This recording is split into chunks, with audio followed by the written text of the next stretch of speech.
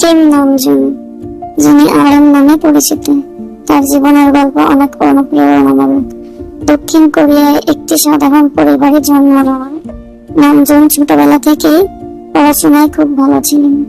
তিনি বই পড়তেন, কবিতা লিখতে এবং ইংরেজি শিখতে পছন্দ করতেন।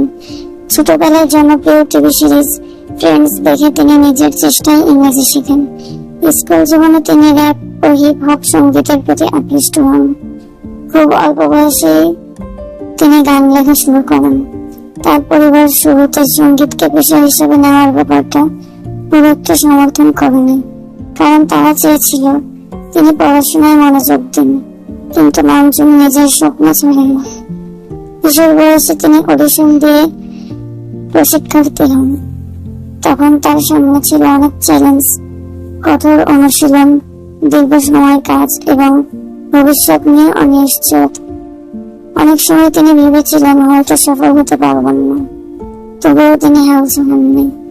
2013 সালে বিটিএস আত্মপ্রকাশ করে এবং আরএম দলের নেতা হন।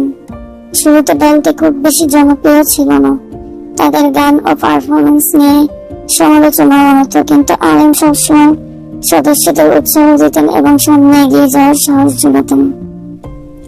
বছরের পর বছর কঠোর পরিশ্রমের ফলে বিটিএস বিশ্বজুড়ে জনপ্রিয় হয়ে ওঠে।